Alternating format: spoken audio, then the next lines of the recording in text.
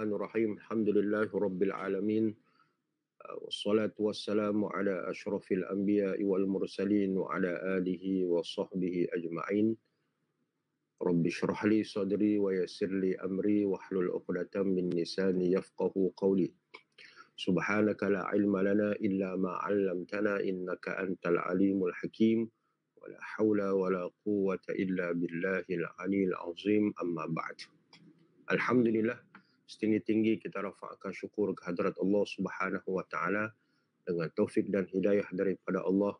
Allah masih lagi memberikan kekuatan dan peluang kepada kita untuk sama-sama kita dapat bertemu pada malam ni, walaupun di dalam norma baharu secara atas talian.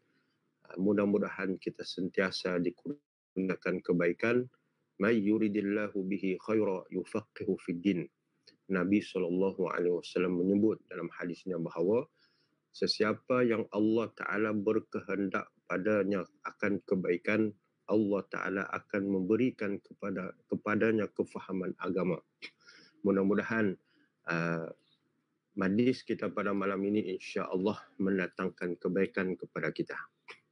Muslimin dan muslimat yang dirahmati Allah Ta'ala sekalian, insya-Allah pada malam ini kita akan melihat iaitu bagaimana salah sebuah surah di dalam Al-Quranul Karim, iaitu Suratul Mulk.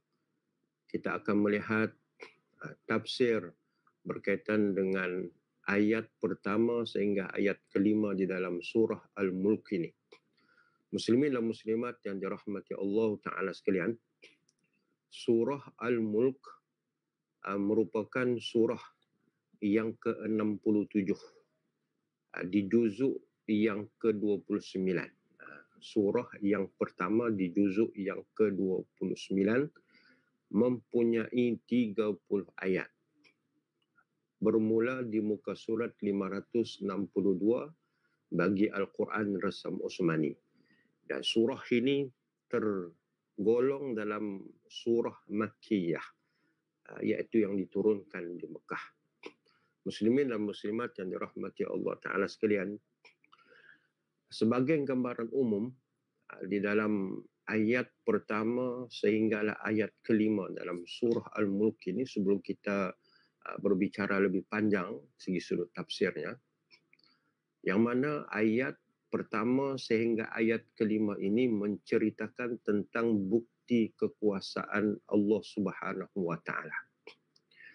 Allah Ta'ala menceritakan tentang kehebatannya, sehingga Allah Ta'ala mendatangkan bukti-bukti kehebatannya itu berdasarkan penciptaan-penciptaan makhluk-makhluk yang Allah Ta'ala ceritakan, yang Allah Ta'ala ciptakan sebagai istidlal, itu sebagai suatu dalil yang menunjukkan bahawa kehebatan, keagungan, kekuasaan Allah Azza wa Jalla.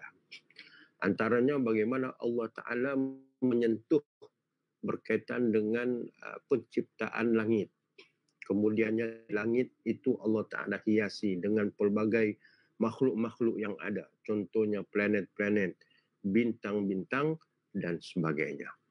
Muslimin dan muslimat yang dirahmati Allah Azza wa Jalla sekalian, di antara kelebihan bagi surah Al-Mulk ini, mudah-mudahan ianya menjadi satu amalan kepada kita, hadis daripada Abu Hurairah radhiyallahu anhu, Nabi SAW bersabda, "Inna suratan fil Qur'ani 30 ayah, syafa'at li sahibiha hatta ghufira lah. Tabarakalladzi biyadihil mulk." Sesungguhnya surah dalam Al-Quran padanya 30 ayat dalam memberi syafaat kepada seorang lelaki sehingga diampunkan. Surah itu adalah surah Al-Mulk. Ibnu Abbas radhiyallahu anhu berkata, beberapa orang sahabat Nabi ini menggali tanah. Satu ketika mereka ini pergi menggali tanah tanpa menyangka itu adalah kubur. Mereka gali tanah tanpa menyangka yang mereka gali itu adalah kubur. Maka didapati padanya seorang lelaki yang membaca surah Al-Mulk sehingga khatam, sehingga tamat. Tengah-tengah kali itu diorang nampak seorang lelaki yang sedang mengkhatamkan surah Al-Mulk. Lantas Ibnu Abbas pergi bertemu dengan Nabi SAW. Sahabat tadi pergi mengadu kepada Nabi SAW. Ya Rasulullah, inni darabtu habai ala qabrin, khabai ala qabrin, wa ana la uhsiba annahu qabr. فإذا فيه إنسان يقرأ سورة تبارك الملك حتى ختمها فقال رسول الله صلى الله عليه وسلم هي المانعة هي المنجية تنجيه من عذاب القبر.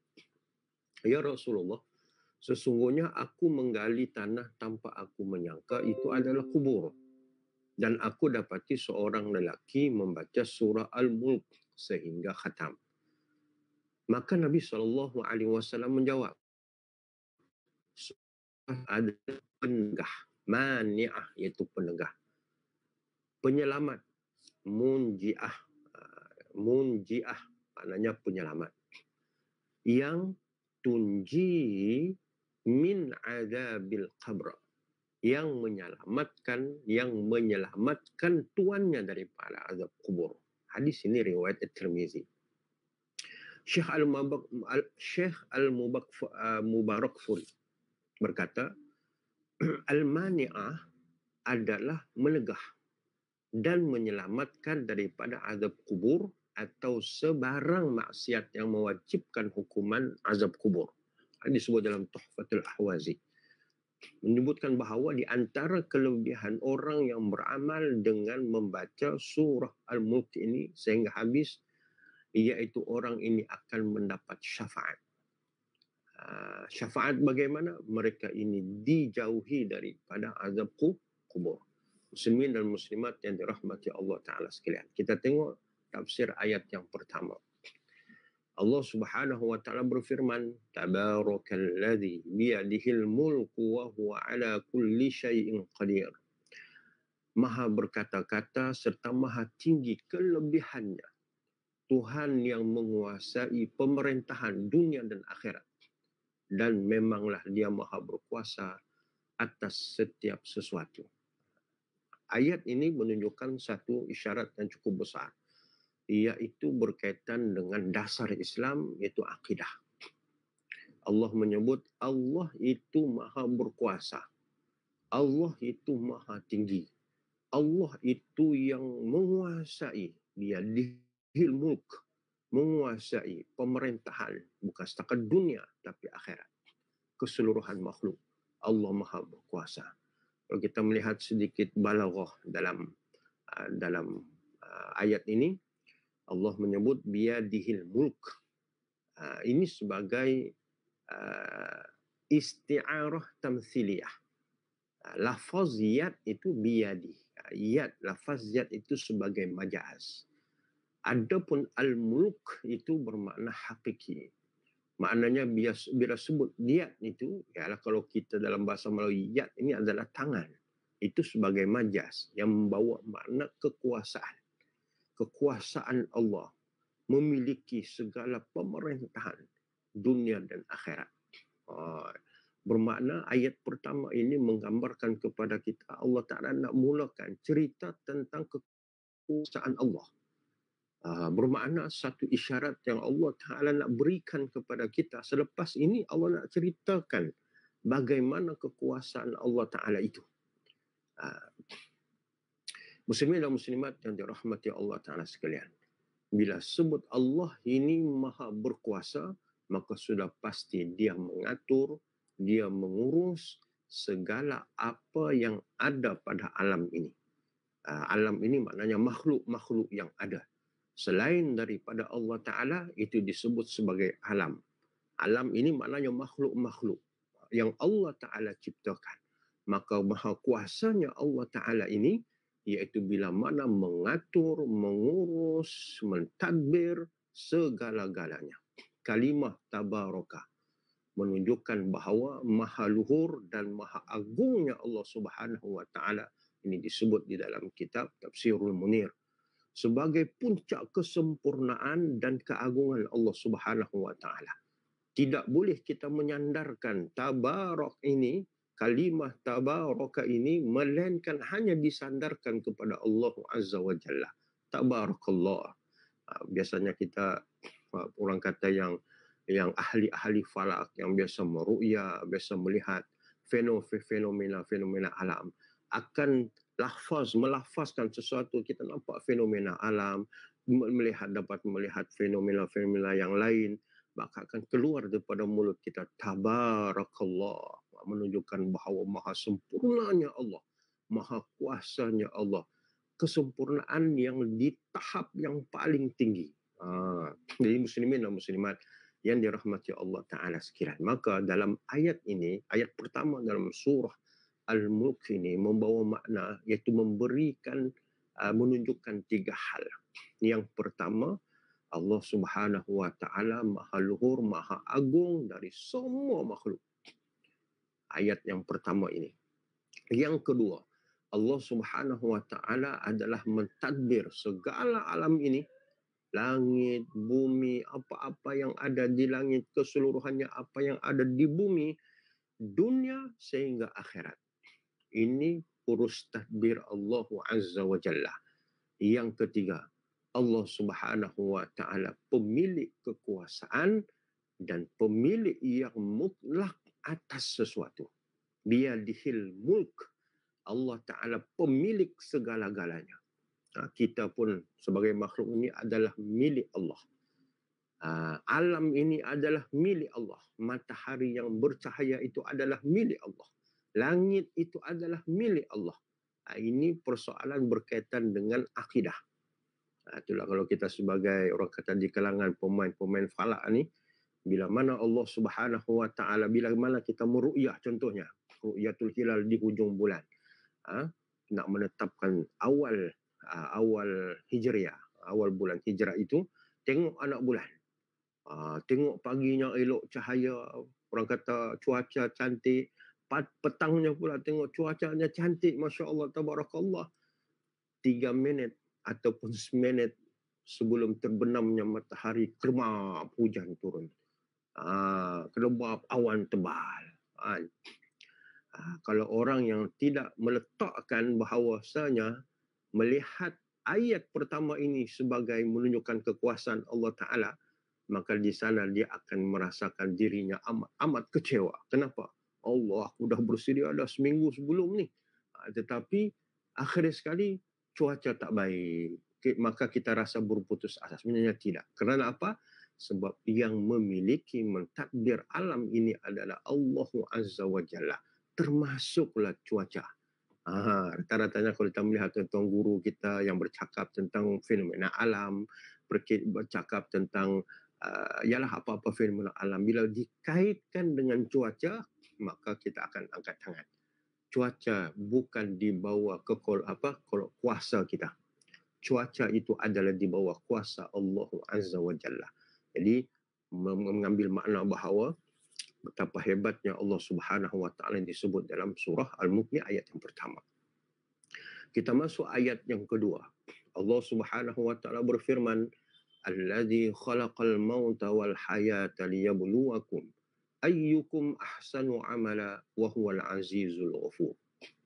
Dialah yang telah menciptakan kematian dan kehidupan untuk menguji siapakah di antara kamu yang paling baik amalannya, dan dia maha perkasa lagi maha pengampun. Ayat ini menghuraikan antara tanda-tanda kekuasaan Allah, iaitu berkaitan dengan penciptaan, mati dan hidup. Dan ayat ini juga memberikan petunjuk bahawa adanya kematian dan adanya kehidupan. Dan bermulanya proses kejadian manusia, dan selepas itu mati, kemudian dihidupkan semula seperti mana pernah jelaskan dalam ayat-ayat yang lain dalam surah An-Nur contohnya. Muslimin dan muslimat yang dirahmati Allah Ta'ala sekalian. Dan mengajak manusia merenungi dan memikirkan di sebalik kejadian hidup dan mati. Termasuklah hikmah di sebalik itu. Apakah Allah Ta'ala nak ajar kita tentang mati dan hidup? Alladzi khalaqal mauta wal hayata. Allah ciptakan mati, Allah ciptakan hidup. Ada hikmah di sebalik itu. Hari ini mungkin kita diuji dengan pandemik COVID-19. Ada yang kehilangan nyawa, ada yang sakit dan sebagainya. Ada yang menemui mati. Kemudiannya ada yang ditimpa sakit tapi hidup. Ibaratnya sembuh, hidup semula. Muslimin dan muslimat yang dirahmati Allah Ta'ala. Apakah isyarat yang Allah Ta'ala sebut di dalam Al-Quran, di dalam ayat yang kedua ini? Ayat pertama Allah cerita tentang kekuasaannya. Dan di antara kekuasaan Allah Ta'ala itu, Allah Ta'ala menciptakan mati dan juga hidup. Mati dan juga hidup. Hebatnya Allah Ta'ala menciptakan dua hal ini. Kan? Kemudian, dengan Allah menciptakan mati dan hidup ini, maka itu disebut sebagai satu ujian. Sebagai satu ujian. Allah datangkan mati, Allah datangkan hidup. Yang mati itu ujian, yang hidup juga ujian. Sebab dengan Allah Ta'ala mendatangkan ujian itu, maka akan terzahir siapa-siapa mereka yang taat kepada Allah dan juga ikhlas beribadat kepada Allah Azza wa Jalla. Liyabluwakum ayyukum ahsanu amala. Allah ciptakan hidup, Allah ciptakan mati untuk sebagai ujian kepada kamu bagaimana amalan kamu. Kamu seorang yang ikhlas, kamu seorang yang taat ataupun tidak. Dan amalan yang kamu persembahkan di hadapan Allah Ta'ala itu ahsanu amala. Iaitu sama ada sebaik-baik amalan ataupun sebaliknya. Jadi muslimin dan muslimat yang dirahmati Allah Azza wa Jalla sekalian. Bermakna apa dia tuan-tuan? Bermakna Allah ciptakan mati dan hidup ini satu persoalan yang besar. Dan ini juga menjadi petunjuk kepada para ilmuwan bila mengkaji tentang hidup dan mati, dan proses hidup dan mati ini memang ada dalam agama kita. Kita mulanya tiada, kemudiannya kita dilahir sebagai satu kehidupan yang hari ini kita rasai, kemudian lepas ini akan mati, kemudian akan dibangkitkan semula. Akan dibangkitkan semula. Akan dibangkitkan semula di akhirat kelak. Dan wal akhiratu khairu wa abqa. Dan adapun akhirat itu adalah sebaik-baik penghidupan yang kekal. Maka ini akidah kita. Dan kejadian mati dan hidup ini adalah aturan Allah. Adalah kekuasaan Allah. Sehingga bila kita mati, masa kita hidup ni adalah kita dengar orang mati, hidup. Semuanya ini adalah ujian bagi kita. Sebab kerana apa? Ujian inilah yang akan menunjukkan, menzahirkan sama ada seorang itu taat ataupun ikhlas beribadah kepada Allah Azza wa Jalla. Muslimin dan muslimat yang dirahmati Allah Subhanahu wa Ta'ala sekalian. Wa huwal azizul ghafur. Allah itu sifatnya maha kuat dan maha pengampun dosa. Jahat macam mana pun dosa yang dibuat oleh makhluk, dosa dibuat oleh manusia, Allah Ta'ala akan mengampunkan dosa-dosa mereka ini. Siapa mereka ini? Mereka yang nak bertaubat. Allah tetap akan ampunkan dosa-dosa. Yang penting mau bertaubat. Kalau tak nak bertaubat, memang tidak diampunkan. Jadi muslimin muslimat dirahmati Allah Ta'ala. Kita tengok struktur ayat ni. Kenapa Allah Ta'ala menyebut alladzi khalaqal mauta wal hayah? Mendahulukan kalimah maut, mati, sebelumnya kehidupan, al-hayah. Maka disebut oleh di dalam kitab tafsir Munir menyebut, dan dalam kitab tafsir Ibnu Katsir ada menyebut bahawa mati ini, kalimah mati ini didahulukan. Kerana apa? Sebab untuk menjadi pendorong amal perbuatan. untuk menjadi pendorong amal perbuatan. Membawa maksud bahawa kematian itu adalah pendorong. Bila mana kita hidup, hidup kita ini mendorong supaya kita dapat beramal dengan sesungguh-sungguhnya, sebab selepas ini kita akan mati.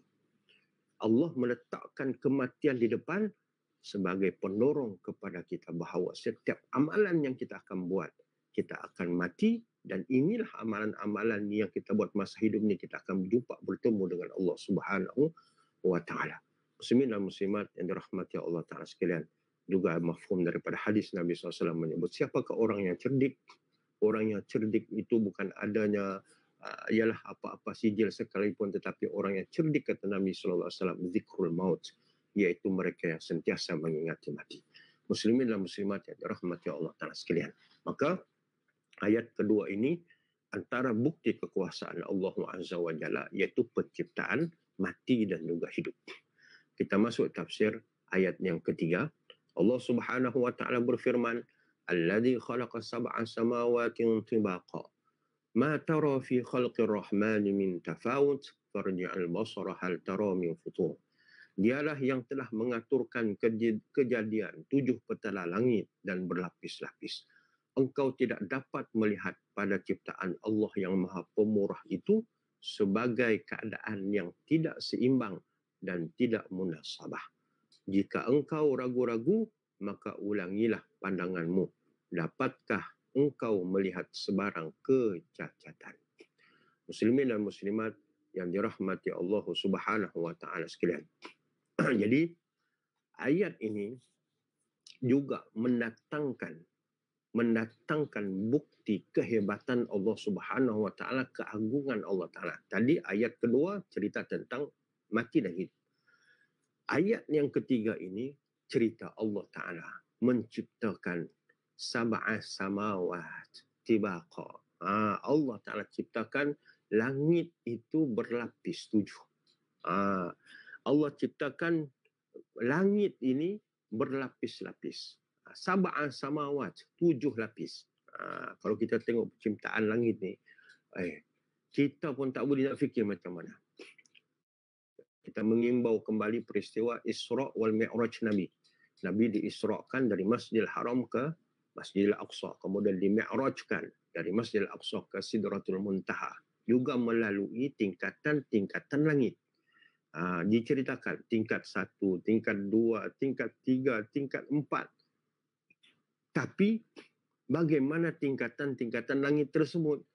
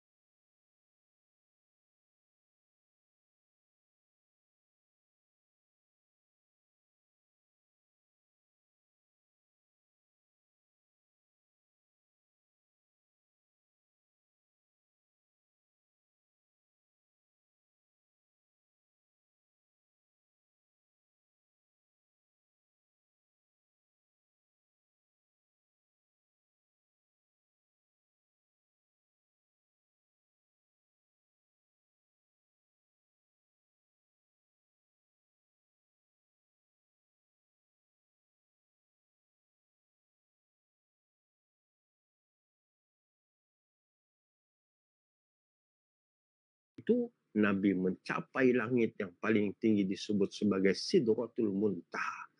Tahapnya bagaimana? Wallahu a'lam.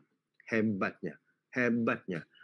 Allah ciptakan langit yang berlapis-lapis ini. Allah tersebut, ma tara fi khalqir rahmani min tafawut. Allah telah menyebut, engkau tidak dapat melihat pada ciptaan Allah yang Maha Pemurah itu sebagai keadaan yang tidak seimbang dan tidak munasabah. Engkau akan melihat langit, maknanya pada tuan-tuan, kita lihat langit ini, nak kata apa? Nak tengok mendongak ke langit, Allah. Kan? Kita nak tengok, tu. Bila sebut langit ni, bagaimana Allah Ta'ala ciptakan langit, bagaimana apa ada di langit itu, banyak benda. Banyak benda yang kita boleh lihat dan tidak akan kita boleh orang kata fikirkan bagaimana penciptaan langit ni. Sifatnya berlapis-lapis, kemudiannya pun dengan keajaiban, menunjukkan bahawa hebatnya Allah Ta'ala dalam penciptaan langit itu tidak ditemui cacat padanya. Manusia ni akan berkali-kali, sehingga farji'al basara hal tara min futur. Dia akan berkali-kali lagi tengok, pandang, mana yang tak kena pada langit ni. Kita tidak akan menemui apa-apa kecacatan yang ada pada langit. Bahkan kita akan melihat langit ini akan membawa kepada kita Allah. Begini rupanya. Kita pun tak boleh nak fikir macam mana. Bagaimana hebatnya Allah Ta'ala ciptakan langit. Dan bagaimana Allah Subhanahu Wa Ta'ala ciptakan langit. Orang kata kalau kita berbicara tentang langit ni, kan? Allah sebut, inna fi khalqis samawati wal ardi wa ikhtilafil laili wan nahar la ayatin liulil albab. Sesungguhnya dalam penciptaan langit dan bumi dan penggantian malam dan siang terdapat tanda-tanda kebesaran Allah bagi orang yang berakal. Surah Ali Imran ayat 190. Maknanya orang tengok langit ni pun dah, orang kata bagi orang-orang yang la ayatil liulil absar ni, la ayatil liulil albab ni, orang nak berfikir ni, orang nak mengkaji di langit, orang tidak akan ada kesudahannya. Terlalu luas langit ni. Langit je baru kita cerita bab langit sahaja. Tidak akan habis untuk orang nak mengkaji langit. Dalam surah Al-Ghashiyah Allah menyebut wa ilas samai kaifa rufi'at. Bagaimana Allah Ta'ala mengangkat langit itu. Bagaimana Allah Ta'ala mengangkat langit itu. Dalam surah Ar-Ra'du ayat yang kedua Allah menyebut Allahul ladzi rafa'as samawati bighairi amadin tarawnaha. Allah juala menjadikan langit terangkat tinggi dengan tiada bertiang sebagaimana yang kamu melihatnya. Langit tak ada tiang. Kan? Kalau kita buat rumah tak ada tiang, runtuh rumah. Apa-apa pun kita nak buat apa-apa di dunia ni mesti ada tiang. Maknanya bagaimana Allah ciptakan langit tanpa bertiang. Bi ghairi amadin tarawna. Itu pun merupakan satu keajaiban yang Allah Ta'ala tunjukkan kepada kita sebagai bukti kekuasaan Allah Subhanahu Wa Ta'ala. Kemudian itu langit. Apa yang ada pada langit? Apa yang ada di langit? Banyak kan. Bintang, planet-planet. Tuan-tuan boleh rujuk pada surah Yasin lah sebagai asasnya ayat 38-40. Wa ayatul lahumul lailu naslahu minhun nahar fa idahum muzlimun wasyamsu tajri li mustaqarrin laha dzalika taqdirul azizil alim wal qamara qaddarnahu manazil hatta 'ada kal urujunil qadim. Ada cerita bab matahari macam mana, cerita bab bulan macam mana, semuanya ini Allah ciptakan. Ada bintang, ada bulan, ada matahari yang ada pada langit itu, semua Allah Ta'ala ciptakan. Dan bagaimana Allah Ta'ala mengurus tadbir kesemuanya ini. Allahumma salli ala Muhammad. Hebatnya Allah Subhanahu Wa Ta'ala yang memberikan gambaran kepada kita dalam penciptaan langit itu pun sahaja menyimpan rahsia yang cukup hebat. Dari dulu sampailah sekarang kita mengkaji, manusia mengkaji tidak akan habis-habis. Nak kaji anak bulan pun dari dulu sampai sekarang tak habis-habis. Apatah lagi kita nak mengkaji keseluruhan langit itu. Menunjukkan bahawa ini adalah tanda kekuasaan Allah Subhanahu wa taala. Muslimin dan muslimat yang dirahmati Allah taala sekalian. Ayat yang keempat. Allah menyebut, "Tsumma rji'al basara karrataini yanqalib ilaikal basaru khasi'an wa huwa hasir." Kemudian ulangi pandanganmu berkali-kali. Mana Allah perintahkan tengok ke langit berkali-kali, kan? Ulangi lagi. Nescaya pandanganmu itu akan berbalik kepadamu dengan hampa daripada melihat sebarang kecacatan. Sedang ia pula berkeadaan lemah lesu kerana habis tenaga dengan sia-sia. Apa maknanya tuan-tuan? Maknanya kita ni, Allah tersebut, "Tsumma rji'il basara karratain." Kamu tengok ke langit lagi. Fokus tengok ke langit lagi. Kaji lagi. Pandang ke langit. Kamu nak cari ciptaan langit, kamu tidak akan ketemui. Kamu tidak akan temui. Kan? Dalam pencarian, dalam kajian kita, orang yang mengkaji langit ni, apa-apa yang ada di langit ni, dia buat kajian ni, tidak akan habis yang kita nak buat kajian apa. Tak akan habis. Kan?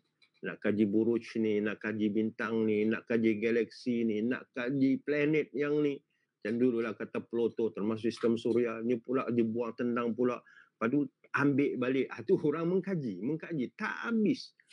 Makna menunjukkan bahawa hebatnya Allah Ta'ala menciptakan langit yang menjadi, istilah selalu kita dengar istilah, iaitu langit ini sebagai makmal terbesar. Menggambarkan bahawa langit ini adalah tempat kajian kita. Kajian. Cuma perlu diingat, kita mengkaji langit, ilmuwan falak terdahulu, bila mengkaji disebut, ialah sebut ilmu falak yang berkaitan dengan alam cakrawala. Mereka mengkaji, tuan-tuan, atas dasar akidah, atas dasar iman. Kalau kita tengok struktur ayat 1 hingga 5 surah Al-Mulk ini pun sangat-sangat hebat. Dan sangat-sangat hebat. Ayat pertama itu adalah menunjukkan kekuasaan Allah. Baru Allah Ta'ala datangkan bukti-bukti kekuasaannya, antaranya penciptaan langit. Yang Allah Ta'ala suruh kita tengok, lihat. Kaji, tengok, fokus. Kita kaji dan sebagainya. Tidak akan habis kajian kita tersebut. Itu sebagai makmal terbesar untuk kita. Tapi hebat, orang ilmuwan terdahulu bila bercerita tentang alam cakrawala, bila bercerita tentang ilmu falak ni, tidak akan lari daripada dasar, iaitu dasar akidah. Sebab endingnya, bila orang mengkaji tentang langit, astronomi, alam cakrawala, berkaji tentang falak apa sekalipun, tidak akan lari daripada dasar akidah. Akhir sekali akan membawa kepada kita untuk tunduk kepada Allah Azza wa Jalla. Itulah Allah sebut, "Tamrji'il basara karrataini yanqalib ilaikal basaru khasi'an wa huwa hasir." Kamu tengok tidak akan jumpa. Kamu lihat langit tidak akan jumpa segi sudut kecacatan dalam penciptaan langit. Bahkan Allah kata tengok, fokus, kaji atau suruh kaji. Maka tidak akan dapat, orang kata, kamu melihat kecacatan tersebut. Bahkan tuan-tuan, saya nakal daripada apa disebut di dalam kitab Tafsir Munir ini oleh Wahab Az-Zuhaili. Dia kata, berulang-ulang kamu memandang langit, maka pandanganmu itu berbalik kepadamu dalam keadaan hina, iaitu tidak mampu melihat aib dan cacat celah. Mau makna apa? Bila kita buat kajian, bila kita buat penyelidikan terhadap langit, alam cakrawala, bukan bermakna kita membuat kajian tersebut untuk kita mendabik dada. Akulah dapat yang ni, aku boleh bubuh nama aku, dia dalam bulan tu boleh bubuh nama aku ni, dia kata. Kerana apa? Kerana aku yang dapat.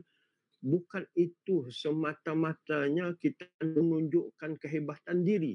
Tetapi kita kaji langit supaya kita tambah hina di sisi Allah Azza wa Jalla. Kecilnya kita tuan-tuan. Dan kita ni makhluk tiada kuasa. Ini disebut dasar iman. Bila suatu kajian yang kita buat ini semua menunjukkan berkaitan dengan dasar keimanan di dalam kita mengkaji ilmu berkaitan dengan falak. Bagaimana hebatnya ilmu falak dulu sampai pada hari ini menjadi rujukan kita. Kenapa tuan-tuan? Sebab ada barakah dari segi sudut kajian mereka itu. Bila meletakkan kajian itu, iaitu dasarnya iman, dan endingnya pun dasarnya iman, iaitu membawa supaya orang melihat Allah ini maha agung, Allah ini maha hebat, Allah ini maha kuasa segala-galanya. Itulah dalam kita ru'ya, melihat fenomena-fenomena alam, jangan tidak terkeluar daripada mulut kita untuk sentiasa mengagungkan Allah. Allahu Akbar. Subhanallah. Tabarakallah. Lafaz. Kita melihat anak bulan contohnya. Apakah lafaz yang pertama keluar daripada mulut kita? Kalau kata, cantik lawanya anak bulan. Tak kena. Maknanya, apa yang keluar daripada mulut kita? Subhanallah. Allahu Akbar. Atau kalau kita tengok dalam situasi orang melihat fenomena alam, contohnya gerhana matahari. Bila berlaku gerhana matahari, orang bertakbir. Allahu Akbar. Membesarkan Allah Azza wa Jalla. Bukan saya tengok fenomena matahari, tepuk tangan. Maknanya, segi sudut orang yang berkecimpung dalam ilmu falak ini, dasarnya, asasnya itu akidah yang merujuk kepada kebesaran Allah, dan endingnya juga akan membawa umat akan melihat kebesaran Allah Ta'ala dengan melihat apa-apa yang Allah Ta'ala cipta dan jadikan. Muslimin dan muslimat yang dirahmati Allah Azza wa Jalla sekalian. Ayat yang terakhir, وَلَقَدْ زَيَّنَّا السَّمَاءَ الدُّنْيَا بِمَصَابِيحَ وَجَعَلْنَاهَا رُجُومًا لِلشَّيَاطِينِ وَأَعْتَدْنَا لَهُمْ عَذَابَ السَّعِيرِ. Dan demi sesungguhnya kami telah menghiasi langit yang dekat pada penglihatan penduduk bumi dengan bintang-bintang, dan kami jadikan bintang-bintang itu punca rejaman terhadap syaitan-syaitan, dan kami sediakan bagi mereka azab neraka yang menjulang-julang. Muslimin dan muslimat yang dirahmati Allah Ta'ala sekalian, ayat yang terakhir dalam tafsir ini juga meneruskan. Allah nak bagi tahu, aku ciptakan langit bertingkat-tingkat, berlapis-lapis, dan Allah bagi tahu dalam ayat kelima ini bagaimana langit itu Allah terhiasi. Apa yang Allah terhiasi? Iaitu dengan bimasabih. Bimasabih ni merujuk kepada makna bintang. Bintang ni sifatnya bercahaya sebagai penghias langit. Walaupun di sana ada makna-makna yang lain, ada dikatakan planet-planet ataupun sistem suria kita yang ada. Ala kulli hal, apa-apa yang ada di langit itu disebut sebagai penghias langit. Bimasabiha wa ja'alnaha. Maknanya bintang-bintang itu sebagai penghias langit. Okey. Maknanya, tuan-tuan dirahmati Allah Ta'ala sekalian, saya tertarik kepada kalimah as-sama ad-dunya, iaitu langit dekat. Maknanya langit yang boleh dilihat oleh manusia. Langit yang boleh dilihat oleh manusia. Tapi tingkat yang keberapa, wallahu a'lam. Sebab kita pun tak tahu yang itu. Cuma langit yang boleh dilihat oleh manusia, bila mana kita dapat melihat secara zahirnya, ada bulan, ada matahari, ada planet, ada burus-burus bintang. Walaupun penglihatan itu menggunakan orang kata peralatan-peralatan, tapi itu dikira sebagai as-sama'ud dunya. As-sama'ud dunya itu langit yang dekat, yang kita boleh melihat burus-burus dan sebagainya. Tuan-tuan, itu yang kita boleh lihat. Yang kita tak boleh lihat, wallahu subhanahu wa ta'ala a'lam, kita pun tak tahu. Ala kulli hal, antara hiasan-hiasan langit ini adalah masabih, iaitu bintang-bintang, yang mana Allah Ta'ala ceritakan di dalam ayat ini, menceritakan bagaimana fungsi bintang tersebut. Fungsi bintang tersebut. Menurut Qatadah, Allah Subhanahu wa Ta'ala ciptakan bintang-bintang ini adalah bertujuan pertama, hiasan langit. Yang kedua, alat pelempar syaitan. Maknanya bintang-bintang ni juga disebut sebagai meteor-meteor itu. Kita nampak baru-baru ni meteor dan sebagainya, yang bercahaya dan sebagainya itu semua tu disebut sebagai alat. Itu meteor-meteor di antaranya, kalau merujuk pada kitab tafsir Ibnu Katsir ini, kata di antara alat yang digunakan untuk merejam syaitan. Kita tak nampak lah rejaman tu macam mana kan, tapi kita nampak apa dia meteor-meteor ini sebagai satu fenomena yang kita boleh ambil gambar, kita rakam gambar dan sebagainya. Namun Allah Ta'ala ceritakan, ianya juga alat sebagai pelempar syaitan ataupun rejaman syaitan. Adapun yang ketiga yang disebut oleh menurut Qatadah, bahawa sebagai pandu arah. Bintang ini sebagai pandu arah. Wa alamati wa bin najmi hum yahtadun. Dan dia menciptakan tanda-tanda petunjuk jalan itu, dan bintang-bintang mereka mendapat petunjuk. Dan bintang-bintang mendapat petunjuk. Jadi bermakna, menurut Qatadah dia kata, bila disebut penciptaan bintang-bintang ini, tiga hal ini. Hiasan langit, alat pelempar syaitan, dan juga sebagai pandu arah. Lain daripada yang ni, dia kata tak payah kaji lah, sebab buang masa aja. Kita tak payah kaji sebab itu sudah bukan di kalangan orang bilang tidak termasuk di atas tujuan penciptaan bintang-bintang tersebut.